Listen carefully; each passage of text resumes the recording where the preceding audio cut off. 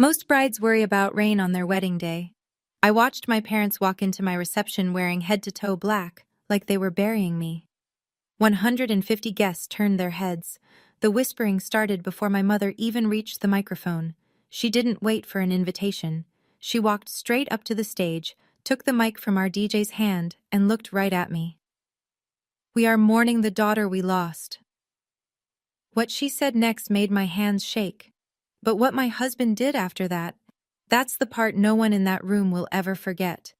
Before I go on, please take a moment to like and subscribe, but only if you genuinely connect with this story. Drop your location and local time in the comments. I love knowing where you all are.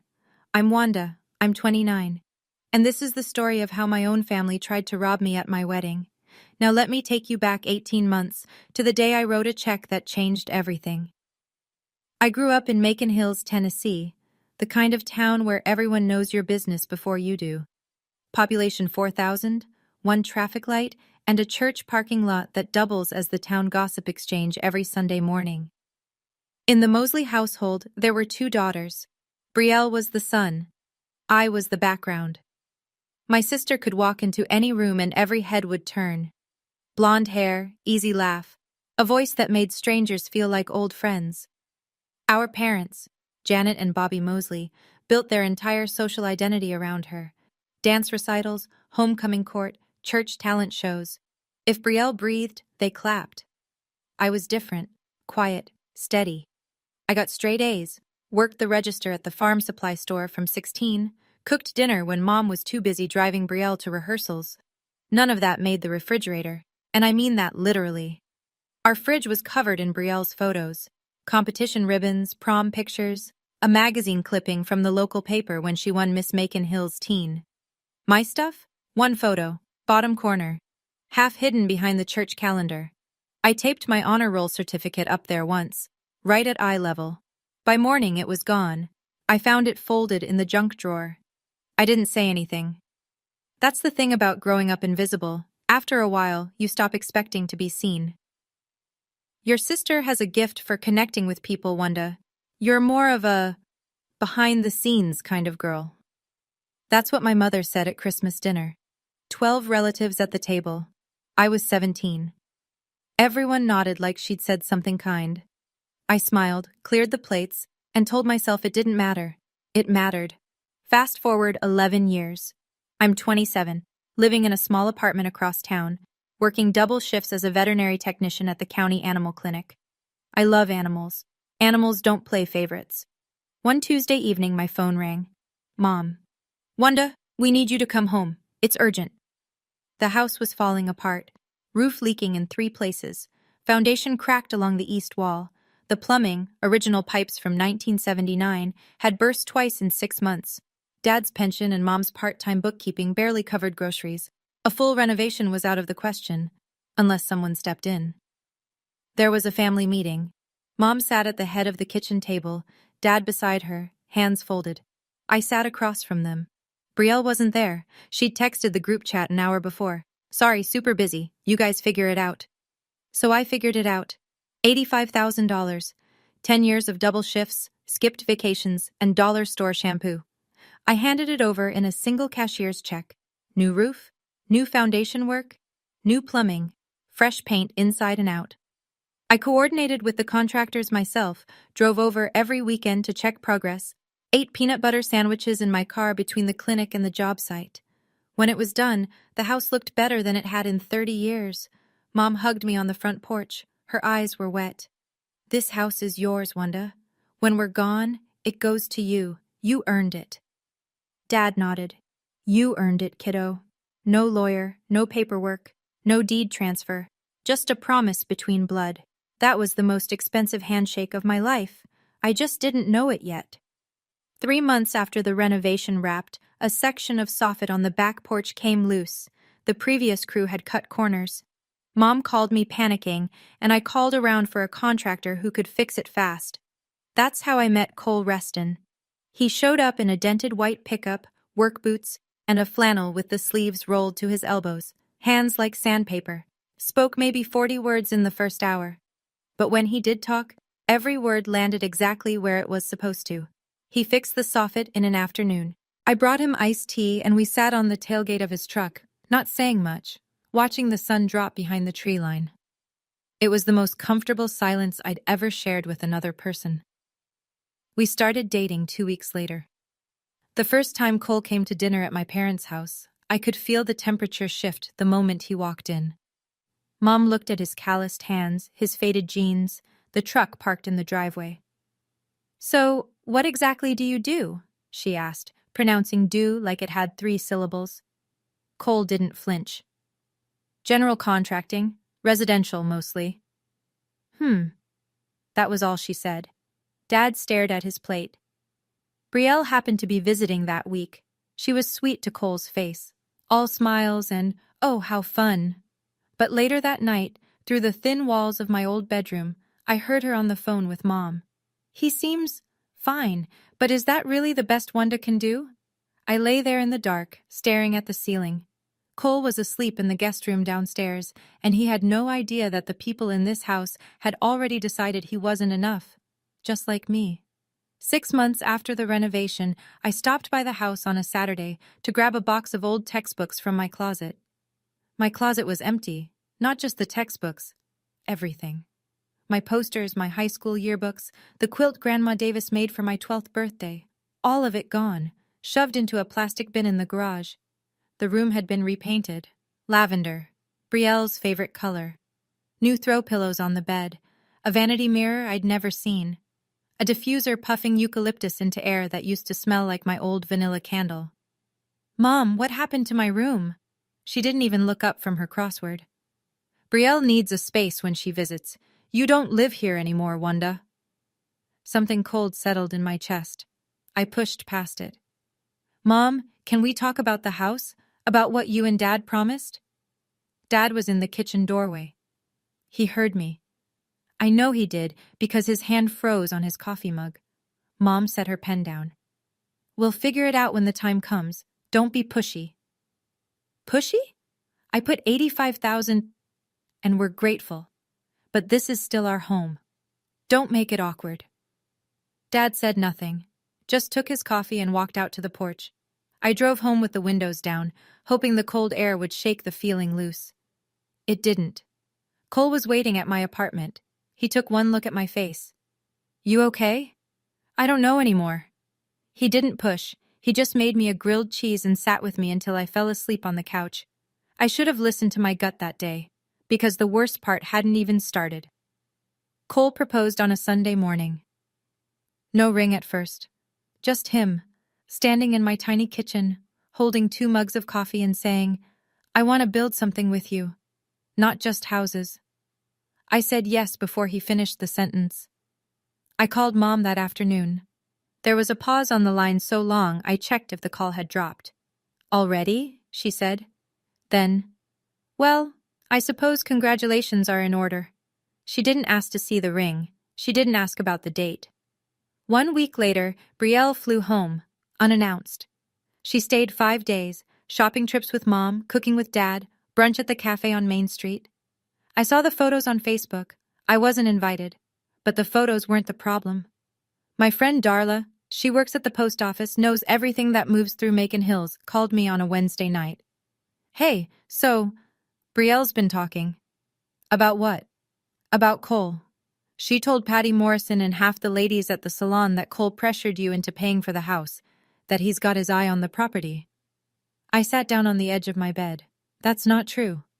"I know, honey, but she said it like she was worried about you. Real convincing." I hung up and stared at the wall. My sister hadn't just insulted Cole behind closed doors anymore. She'd taken it public. In a town where a rumor at the salon hits every kitchen table by Sunday. And the worst part? She'd framed it as concern.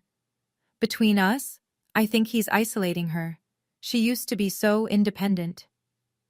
That's what Darla said, Brielle told them, word for word, like she'd rehearsed it. 2 weeks later, Mom called. No small talk, no "how are you?" Just a voice I barely recognized, cold, clipped, certain. "Your father and I have been thinking, maybe the house should go to Brielle. She's struggling, Wanda. You have Cole." I gripped the phone so hard my knuckles went white. Mom, I put $85,000 into that house. That was a gift to your family. Don't throw it in our faces. A gift. 10 years of my life. Repackaged as a gift so they could hand the result to someone who texted you guys figure it out while I signed the check. I tried one more time. You and Dad promised.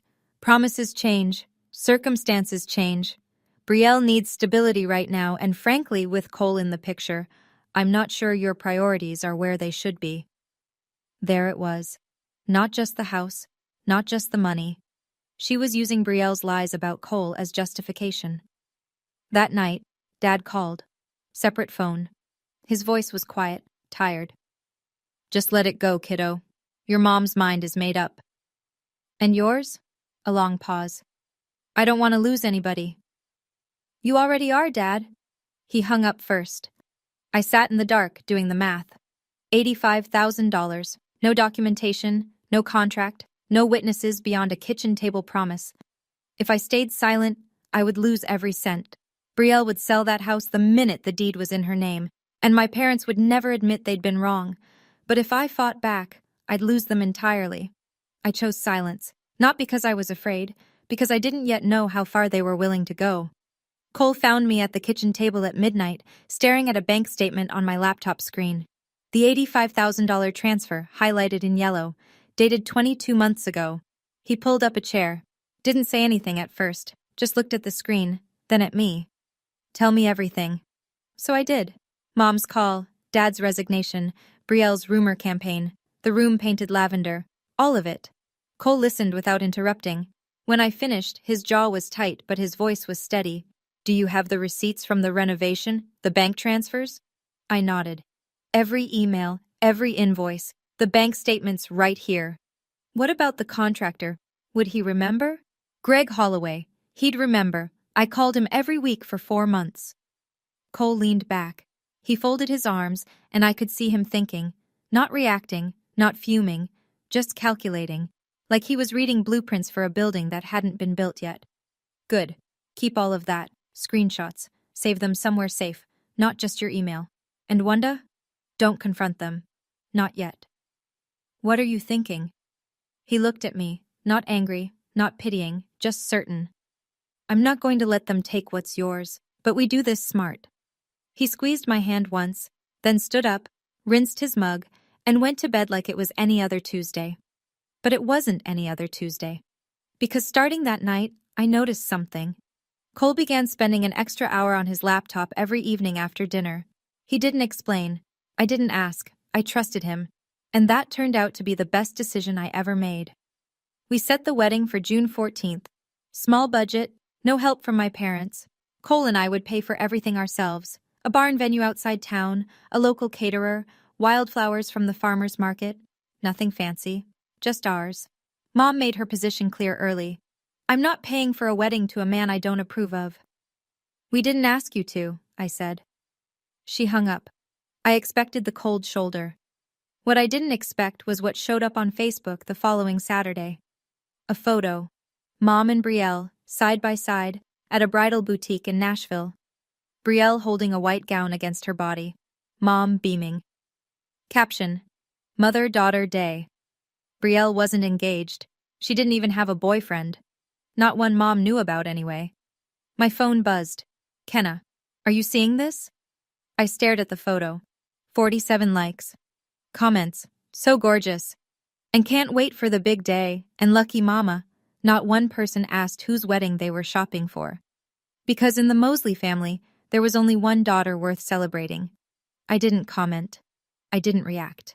I locked my phone, set it face down on the counter, and went back to addressing our wedding invitations by hand.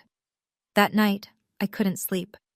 I lay in bed replaying that photo, my mother's smile, the way she had her arm around Brielle like she was the bride, like I didn't exist. Cole rolled over. You're thinking too loud. Sorry. Don't be sorry. Just remember, people who need an audience to feel powerful always need a bigger one next time. I didn't fully understand what he meant. Not until the wedding.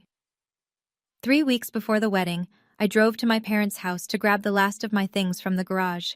An old lamp, some winter clothes, a box of Christmas ornaments Grandma Davis left me. Brielle's car was in the driveway. I almost turned around. But my stuff was my stuff, and I was done rearranging my life around her schedule. The garage side door was unlocked. I stepped in, found my box, and started loading it into my trunk. That's when I heard her voice. Drifting through the open window above the garage, clear as a bell, Brielle was on FaceTime upstairs, laughing. Once I get that house, I'm listing it. Travis and I checked the comps. Easy 450. I froze, my hand on the box, my heart in my throat. A man's voice, tinny through the speaker. Your parents still don't know about me? Not yet. I'll introduce you after the house thing is done. One bomb at a time, babe. He laughed. She laughed louder. Then she said it. The sentence that rearranged every memory I had of the last 2 years. I told them Cole was only with Wanda for the property. They ate it up. Honestly, it was too easy. A pause. Then, Wanda's an idiot for pouring 85 grand into a house she'll never own. I stood there in that garage, my hands shaking, a box of Grandma's ornaments rattling against my chest. I could hear my own pulse in my ears. Every instinct told me to storm upstairs, to scream, to confront her with her own words still echoing off the walls. I didn't. I set the box down, walked to my car, and drove home in silence. That was the smartest thing I've ever done. I made it to the kitchen table before I broke. Not a big cry, just tears running quiet down my face while I sat there gripping the edge of the table like it might float away. Cole came in from the yard. He saw me and set down his water bottle without a word, pulled a chair beside me, waited. I heard her, Cole, Brielle, on the phone. I told him what she said. Every word. The listing price, the boyfriend, the lie about him.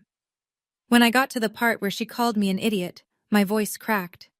Not from the insult, but from the realization that my parents had rewritten their opinion of the man I loved based on a story my sister invented over FaceTime with a boyfriend they didn't even know existed. Cole didn't slam the table, didn't raise his voice. He sat very still and asked one question. Did you record it? I shook my head. Next time, keep your phone on record, just in case. He was quiet for a moment. Then, they're planning something for the wedding. I can feel it. Let me handle the slideshow setup. I blinked. The slideshow? I told the DJ I'd put together a photo reel for the reception. Let me manage that. It seemed like a small thing. A husband wanting to handle the wedding slideshow. But the way he said it, calm, deliberate, like a man measuring twice before he cuts, told me it wasn't small at all. If they want to make a scene, we'll let them.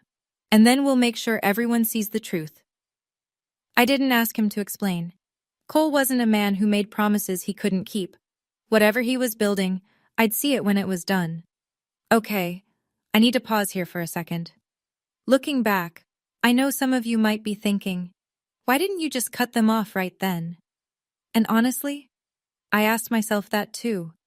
But when it's your parents, the people who fed you, drove you to school, sat beside your bed when you had the flu, walking away isn't as simple as it sounds from the outside. So let me ask you, if you heard your sibling say those exact words about you, calling you an idiot, planning to sell your investment out from under you, what would your next move be? Tell me in the comments. Now, back to what happened next, because it got worse. Cole didn't talk about what he was doing. He just did it. Over the next 2 weeks, I'd catch glimpses. His laptop open on the kitchen counter at 6 in the morning. A manila folder on his desk that wasn't there before. A phone call taken outside on the porch, voice too low for me to hear. One night, I came out of the shower and found him at the table with printed bank statements, mine, spread out in neat rows, highlighted, annotated. Those are my transfers to Greg Holloway, I said. Every one of them. 8 payments over 4 months, totaling $85,247. He didn't look up. I also pulled the email chain between you and Greg, every invoice, every work order. Cole, what are you? I talked to a real estate attorney today. Name's Mitchell Farrow, out of Cookville. I sat down. A lawyer? Just a conversation. He said if you contributed a significant amount to the property, documented, traceable, and they try to deny you any interest, You have a strong case. Unjust enrichment. Tennessee recognizes it. He said it the way he'd say, the roof needs flashing. Factual, no drama. I'm not trying to take their house, Cole. I know, neither am I. He looked at me then. But if they try to take what's yours on our wedding day, I want the truth ready. He held up a USB drive. Small, black, ordinary. Slideshow backup, he said, and he slipped it into his shirt pocket. I watched him organize the papers back into the folder, finish his coffee, and rinse the mug, like it was any other evening. I didn't know what was on that USB. Not yet. I wouldn't know until the night of the wedding. 2 weeks before the wedding. I drove over to my parents' house to return a baking dish Mom had left at our place months ago. A quick drop-off. 5 minutes, tops. I didn't call ahead. Maybe I should have. The front door was unlocked.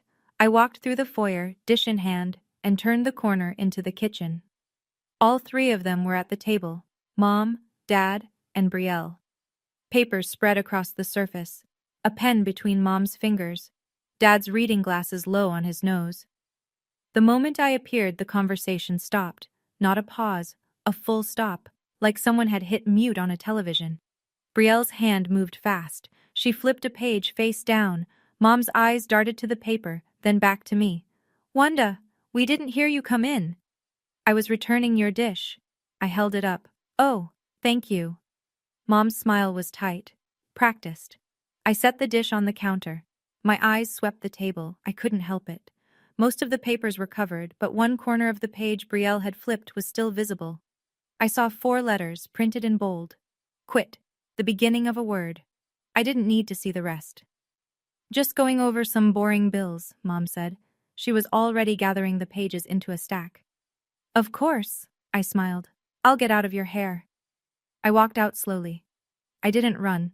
I didn't accuse. In the car, I pulled out my phone and typed 2 words into the search bar. Quitclaim deed. A legal document that transfers property interest from one person to another. No sale required, no warranty, just a signature. They weren't just talking about taking the house anymore. They were drawing up the paperwork. 1 week before the wedding. A Tuesday afternoon. I was home, folding laundry, when the doorbell rang. Brielle. Standing on my porch in a linen sundress, hair curled, smile wide, like she was dropping off a casserole. Hey sis, got a minute? She walked in before I answered, sat at the kitchen table, pulled a single sheet of paper from her bag, and slid it across the surface. The header read, Acknowledgement of Gift. I picked it up. The language was simple. 1 paragraph.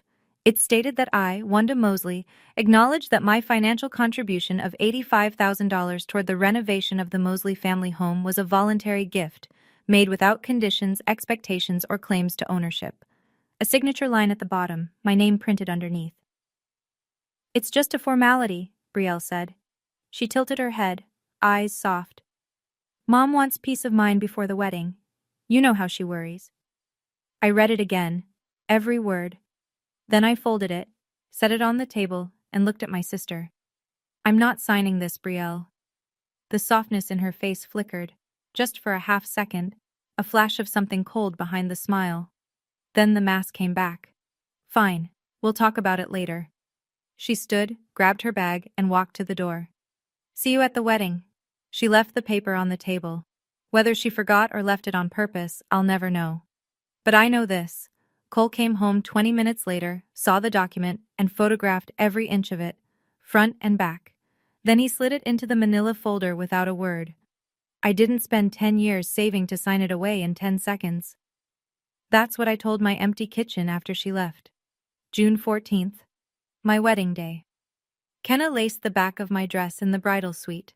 A converted tack room with a full-length mirror propped against a barn beam. Simple white dress, no train. Red lipstick, my grandmother's pearl earrings that I'd kept in a velvet pouch since I was 19. You look incredible, Kenna said. I feel like I'm going to throw up. That's normal, also incredible. The venue was a restored barn 20 minutes outside Macon Hills.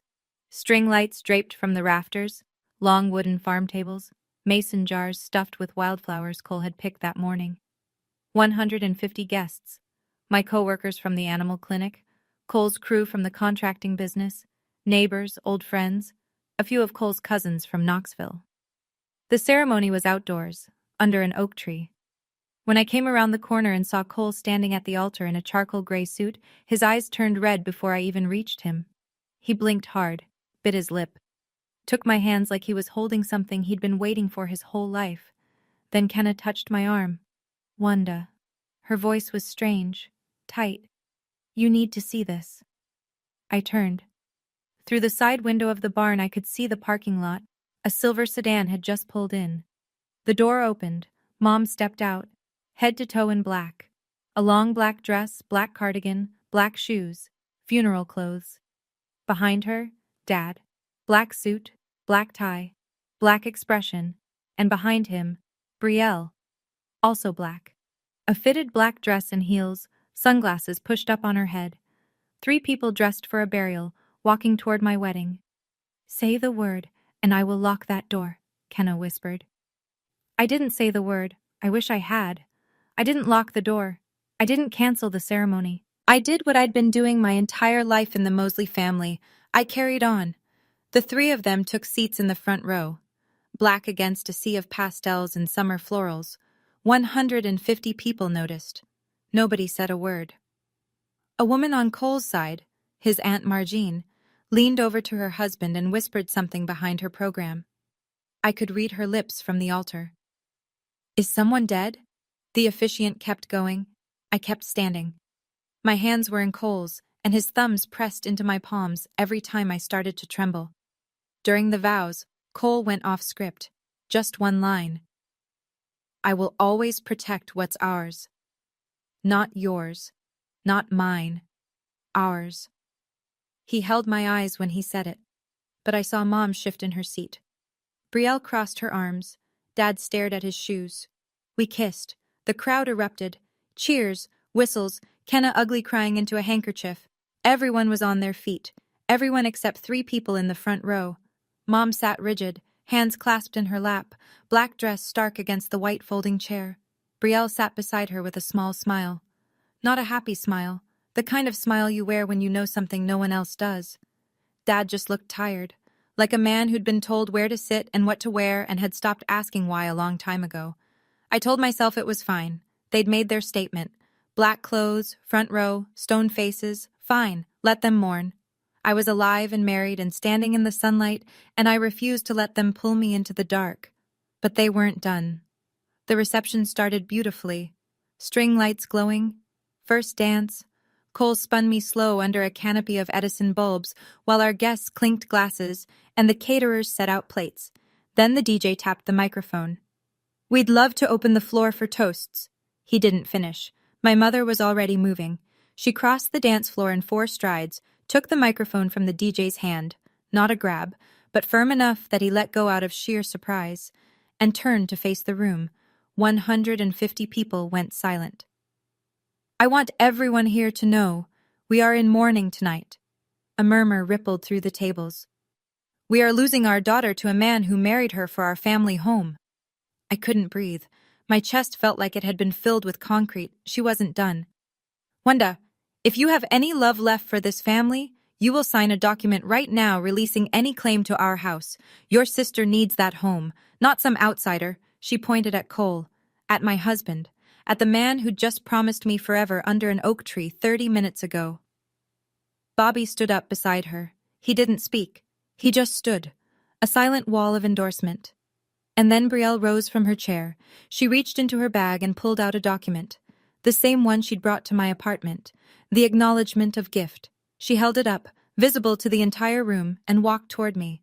She set the paper on the table in front of me, placed a pen on top, and she smiled.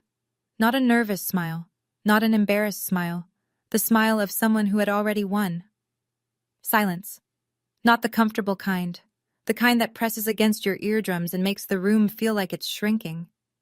150 pairs of eyes locked onto me. The bride in white, sitting at her own reception table, a pen and a legal document placed in front of her like a verdict. Brielle leaned down, close enough that I could smell her perfume. Just sign it. It was never yours anyway. I looked at the paper, then at the pen, then at my sister's face. Calm, certain, already rehearsing her victory speech. Then I looked at my parents, Mom clutching the microphone like a gavel, Dad standing beside her with empty eyes. Two people I had fed, cleaned for, poured every dollar I'd ever saved into, and they couldn't even look at me without resentment. My hands were flat on the table. I didn't pick up the pen. I didn't cry. Kenna was on her feet. I could see her from the corner of my eye, jaw tight, fists clenched, ready to charge. She was about to say something she'd regret on my behalf, and I loved her for it. But then a hand landed gently on Kenna's shoulder. Cole. He stood up from beside me, slow, deliberate. He buttoned his suit jacket, one button, the way he always does, and gave me a look. Steady eyes, a small nod, the kind that said, I got this. Then he walked away from the table, past the dance floor, past the bar, toward the DJ booth, where his laptop sat connected to the projector screen. He picked up the remote. 150 people watched my husband point a small black remote at a glowing white screen. Nobody, not even I, knew what was about to appear. All right, I have to be honest with you for a second. This is the part of the story I've replayed in my head 1,000 times. When Brielle put that pen in front of me, I almost picked it up.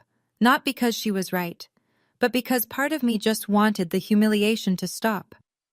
150 people watching the worst moment of your life. That weight is something I can't fully describe. So tell me, if you were sitting in that chair, in your wedding dress, with every person you know staring at you, would you have signed, or would you have waited? Drop your answer in the comments. What comes next is the reason I'm glad I didn't touch that pen. Cole didn't rush. He set the remote on the DJ table, leaned toward the laptop, and clicked twice. The projector screen, which had been cycling through wedding photos all evening, went dark for 1 second.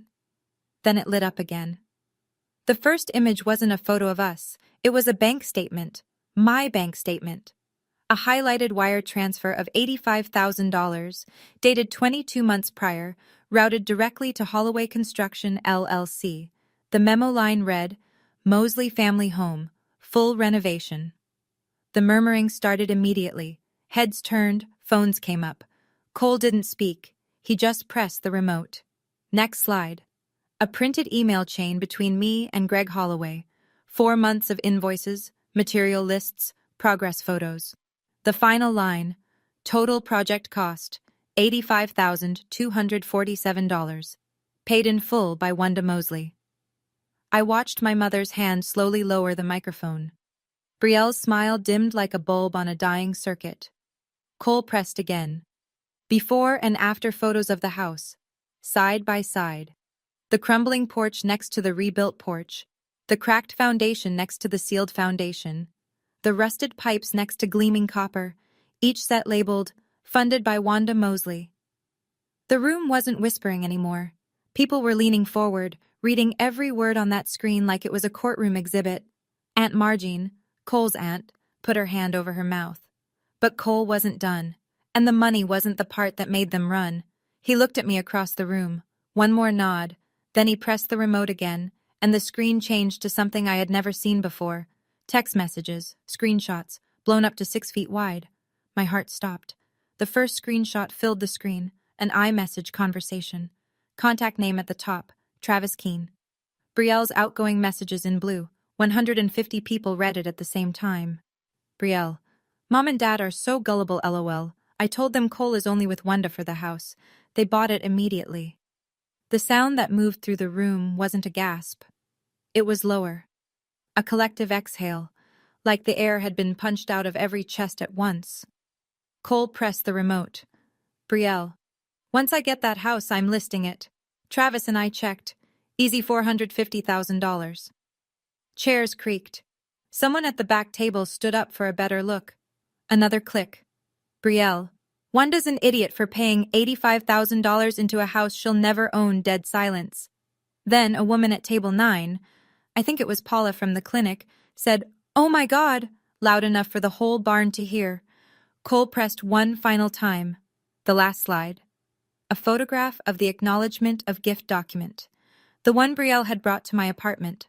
The one she'd just placed in front of me, minutes ago, with a pen and a smile. The text was clear enough for every guest to read. It asked me to declare my $85,000 a voluntary gift with no claim to ownership. Cole turned away from the screen and looked at my family. His voice was calm, not loud, not angry, just clear. That's who told you your daughter's fiancé was a gold digger, your other daughter. Mom turned to Brielle. Brielle opened her mouth. Nothing came out. The pen was still on the table in front of me. I hadn't touched it. The room cracked open. Aunt Marjean's voice carried from table 4. Lord have mercy. Then the noise came. Not shouting, just the low roar of 150 people processing the same betrayal at the same time. Whispers became sentences. Sentences became open conversation. Heads shook, eyes widened, phones lit up under tables. Brielle moved first. She snatched her bag from the chair, clutched it to her chest like a shield, and turned for the exit. Her heels cracked against the barn floor, fast, uneven, almost tripping on the threshold. Mom stood frozen at the microphone.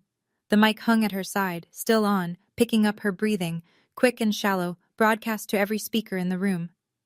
Bobby, she said, voice shaking. Bobby, say something. Dad didn't say something. He shook his head once. Slowly. Then he took Mom's elbow. Not gently, not roughly, just mechanically, and steered her toward the door. We need to go. Now. Mom's heels clicked across the wooden floor. The microphone dropped from her hand and hit the stage with a dull thud that echoed through the speakers. She didn't pick it up. The barn door opened. June night air rushed in. 3 black silhouettes disappeared into the parking lot. An engine started. Headlights swept across the windows. Then they were gone. The silence lasted maybe 4 seconds. Then Cole walked back to our table, sat down beside me, and took my hand under the tablecloth. He turned toward the room. Same calm voice. Sorry about the delay, folks. The bar's still open. The laugh started at table 6 and spread like a wave. Then the applause. Then Kenna, sobbing into her champagne, raising her glass. I didn't cry. Not because I was strong. Because I was finally free. We danced until midnight. The caterers ran out of pulled pork. Kenna gave a toast that made every woman in the room cry, including herself, twice. 2 of Cole's cousins started a line dance that lasted 6 songs.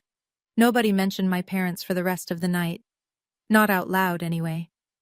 The next morning, Cole and I sat across from Mitchell Farrow in his office in Cookville. Wood-paneled walls, a ceiling fan clicking overhead, and a man who looked like he'd been practicing law since before I was born. He reviewed everything. Bank statements, email chains, contractor invoices, the before and after photos, the screenshot of the acknowledgement of gift document. This is clean, he said, tapping the folder. Traceable funds, documented improvements, no reimbursement. Tennessee courts recognize unjust enrichment claims. You've got a strong case. I don't want the house, I said. Farrow looked at me over his glasses. What do you want? My $85,000 back. That's it. He nodded. Drew up the civil claim that afternoon. Unjust enrichment. Recovery of funds contributed to a property under an unfulfilled promise. He attached every receipt, every transfer record, every photograph. The notice was sent to Janet and Robert Mosley by certified mail 3 days later. Included was a note from Farrow. Please be advised that the submitted acknowledgement of gift document, which your family attempted to have Ms. Mosley sign, demonstrates awareness that the contribution was not, in fact, a gift. I didn't want their house. I didn't want revenge. I wanted exactly what I'd put in, not $1 more, not $1 less. I didn't want their house, I told Cole on the drive home. I wanted my money and my dignity, both. He reached across the console and held my hand. You've got both. 8 days after the wedding, my phone rang. Mom. I almost didn't answer, but something, maybe habit, maybe that stubborn thread of hope that never fully dies, made me pick up. Her voice was different, smaller. The command was gone. What replaced it wasn't warmth. It was disorientation. Like someone who'd walked into a room and forgotten why. Wanda? We need to talk about this lawyer letter. There's nothing to talk about, Mom. My attorney will handle it from here. You hired a lawyer? Against your own parents? You wore funeral clothes to my wedding, Mom. Silence. Then the pivot. The one I'd been expecting. You're tearing this family apart. Is this what Cole told you to do? Is this his idea? Same playbook, different day. I didn't wear black to your wedding, Mom. I heard her breath catch. For once, she didn't have a response. Goodbye, Mom. I hung up, set the phone face down, poured myself a glass of water, and stood at the kitchen window watching Cole mow the yard next door for our elderly neighbor. Even when everything was on fire, that man mowed lawns. 2 days later, a text from Dad. Just 5 words. I should have spoken up. Then, I'm sorry. I read it 3 times. I sat with it for a long time, turning those words over in my hands like something fragile. I thought about responding. I typed out 4 different replies and deleted every one. I wasn't ready, not yet. Forgiveness isn't a switch you flip, it's a road you walk, and I hadn't decided yet whether I wanted to start walking. But I didn't delete his message. That was something. In a town like Macon Hills, you don't need the internet for news to go viral. You just need one church potluck. Within a week, everyone knew. The veterinary clinic receptionist. The guy at the hardware store. The teller at First Tennessee Credit Union. They'd either been at the wedding themselves or heard it from someone who was. Brielle worked at Pennington Realty, a small brokerage on Main Street run by a woman named Gail Pennington. Gail had been at the wedding, table 7. She'd watched the whole thing unfold with a glass of Merlot in one hand and her jaw on the floor. Monday morning, Gail called Brielle into her office and closed the door. I saw those texts, Brielle. Every person at that wedding saw them. Gail, I can explain. I sell houses based on trust. I can't have someone with that kind of judgment representing my listings. Brielle was let go that afternoon. Then came Travis, the secret boyfriend, the man who was supposed to split the $450,000 payday. He vanished. Blocked her on every platform. Phone, Instagram, Facebook, all of it. She called. No answer. She texted. Blue bubbles with no reply. That's the thing about people who are only there for the upside. When the upside disappears, so do they. A few days later, Kenna forwarded me a screenshot. Brielle had posted an old photo of the 2 of us, from a family barbecue years ago, with the caption, "Sisters forever, so grateful for family." She's doing damage control, Kenna said. I stared at the photo. 2 girls in the sun, arms around each other. I barely recognized either of them. I didn't respond. I didn't repost. I didn't comment. Some things don't need a response. They need a boundary. 6 weeks after the wedding, Mitchell Farrow called. They've agreed to settle. I pulled over to the side of the road to take the call. I was on my way home from the clinic, still in scrubs, dog hair on my sleeve. What are the terms? Full repayment, $85,000 over 36 months, equal installments, and you'll have a lien on the property until the balance is paid. Standard protection. The house? Stays in their name. This was never about ownership, and the agreement reflects that. I leaned my head back against the seat, closed my eyes. $85,000. Coming back. Not because I'd screamed or threatened or posted a single word on social media, because I had receipts, because Cole had organized them, because Mitchell Farrow had turned a kitchen table betrayal into a clean legal document. Do I need to see them? No. Everything's handled through my office. They sign there, you sign here. No face-to-face required. Good. I signed the agreement the following Tuesday. A quiet room, a steady pen, my name on a line that actually meant something this time. Cole was in the waiting room reading a Field and Stream magazine. When I came out, he looked up. Done? Done. He stood, tossed the magazine on the chair, and held the door open for me. We drove home with the windows down and the radio playing something neither of us really listened to. It was enough to just sit in the quiet of a finished thing. I didn't need their house. I needed them to acknowledge what I gave. And now, in black and white, On paper with a legal seal. They had. That was worth more than any property deed. Mom stopped going to church for 2 months. In Macon Hills, that's the equivalent of a public resignation. Sunday mornings at First Baptist weren't just about worship. They were the social scoreboard, and Janet Mosley had held a front row seat for 25 years. Head of the welcome committee, first to arrive, last to leave. The woman who organized every potluck, every bake sale, every holiday pageant. After the wedding, she disappeared. The front pew sat empty.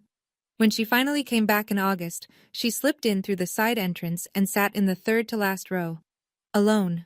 Nobody confronted her. This was Tennessee. People didn't make scenes, they just adjusted. Conversations got shorter, invitations stopped coming. The casserole train that used to arrive whenever someone was sick skipped the Mosley porch. Dad handled it differently.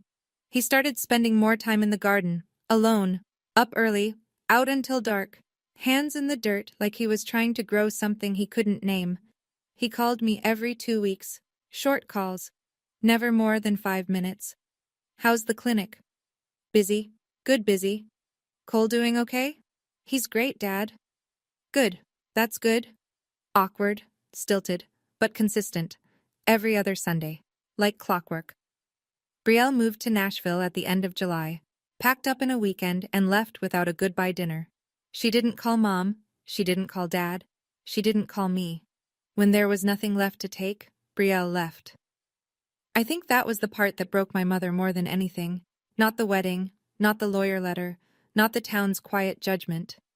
It was realizing that the daughter she'd chosen, the golden child she'd built her world around, had never planned to stay. She was only ever there for the house.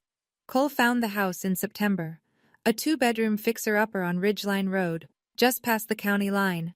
Overgrown yard, peeling siding, a kitchen that hadn't been updated since the 80s. The asking price was low enough to make a real estate agent wince. It's got good bones, Cole said, standing in the driveway with his hands on his hips, squinting at the roofline like he was already drawing plans in his head. It's got a raccoon in the attic. I'll negotiate with the raccoon. We bought it. Cash from the first few settlement payments, plus what we'd been saving.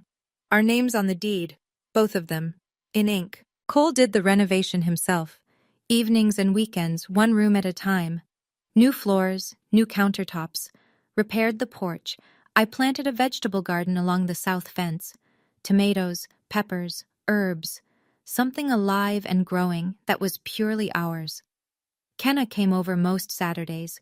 She'd bring wine and gossip and sit on the porch while Cole cut trim in the garage and I planted basil. It was simple, ordinary, perfect. In October, a birthday card arrived in the mailbox. No return address, but I recognized the handwriting. Dad's. I opened it at the kitchen table. A drugstore card with a cartoon cake on the front. Inside, in careful ballpoint. Happy birthday, kiddo. Proud of you. No signature from Mom, just Dad. I held it for a long time. Then I walked to the refrigerator, our refrigerator, in our house, and I stuck it right in the center, eye level. No church calendar blocking it. No stack of someone else's photos crowding it out. For the first time in 29 years, my name was the first thing I saw on a refrigerator. I don't hate my parents. I know that might surprise some of you after everything I just told you. But hate takes energy I'd rather spend on something that grows. What I do hate is the version of myself who sat at that kitchen table at 27 and handed over a cashier's check without asking for a single piece of paper in return. The girl who thought love and trust were the same thing. They're not. Love is a feeling. Trust is a contract. And every contract needs terms. My mother exploited a promise she never intended to keep. My sister invented a lie so convincing it turned my parents against the best man I've ever known. And my father, the man who taught me to ride a bike and bait a hook, stood there in a black suit and said nothing. But here's what I've learned, and I'm sharing it because I wish someone had said it to me 10 years ago. Loving someone doesn't mean handing them a blank check, literally or emotionally. There are still nights when I lie awake and see it. Mom at the microphone, Brielle's smile, the pen on the table, 150 faces watching me at the lowest moment of my life. Those images don't go away. I don't think they're supposed to. They're not wounds anymore. They're the scar tissue that reminds me where my limit is. But every morning I walk through my own front door, a door I helped pay for, attached to a house with my name on the deed, and I remember that I chose myself. I chose the man who stood up when everyone else sat down, and I do it again, every single time. Thanksgiving, 6 months after the wedding, Cole and I hosted. Our house, our kitchen, our table. A second-hand oak table he'd refinished with 3 coats of polyurethane and sanded until it was smooth enough to write on. Kenna came. A few friends from the clinic. 2 of Cole's cousins from Knoxville. A 7-pound turkey, cornbread dressing, and a sweet potato casserole that Cole made from his grandmother's recipe, which he will take to his grave before he shares. We'd just sat down when my phone buzzed. I almost ignored it. Then I saw the name. Dad. I stepped into the hallway. "Hey, kiddo." "Hey, Dad." A pause. The kind that lasts long enough to hear someone swallow. "Your mom isn't ready yet, but Can I come by? Just for an hour?" I looked through the doorway at Cole. He must have read my face because he raised his eyebrows. A question. I held up the phone and mouthed Dad. Cole nodded once. "Bring pie, Bobby," Cole called, loud enough for the phone to pick it up. Dad arrived 40 minutes later with a store-bought pecan pie and shoes that were too clean for a man who spent every morning in the garden. He stood on the porch like he wasn't sure he had the right house. He ate turkey. He complimented the dressing. He asked Cole about the porch railing and listened, actually listened, to the answer. Before he left, he hugged me, both arms, tight. The kind of hug that says everything a man like Bobby Mosley doesn't know how to put into words. I didn't say I forgive you. Not yet. That word is too big to rush. But I opened the door. And for now, that's enough. If you're watching this and you're in a family where your love is measured by how much you're willing to give up, I want you to know something. You're allowed to stop. You're allowed to love someone and still say no. You're allowed to care about your parents and still protect yourself. You're allowed to walk away from a table where you're only welcome when you're serving. Setting a boundary isn't betrayal. It isn't selfishness. It isn't being ungrateful. You know what is? Sitting in silence while the people who are supposed to protect you are the ones doing the damage. That's the real betrayal. And it's the one you're committing against yourself.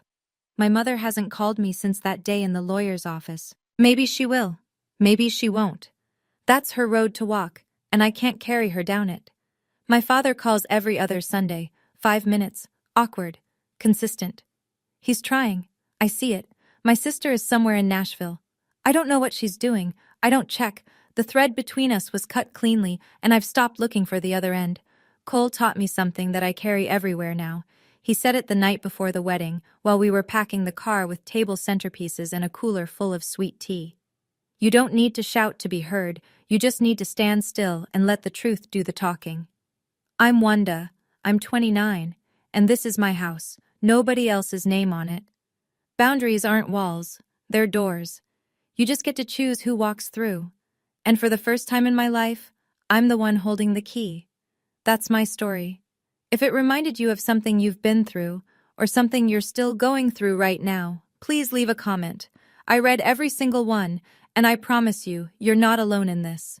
If you know someone who needs to hear this today, share it with them. Sometimes one story is all it takes to make someone realize they're allowed to stand up. Hit subscribe so you don't miss the next one. I've linked another story in the description that I think you'll really want to hear. It's about a woman whose family tried to erase her from a will. She didn't let them. Thank you for being here. See you in the next one.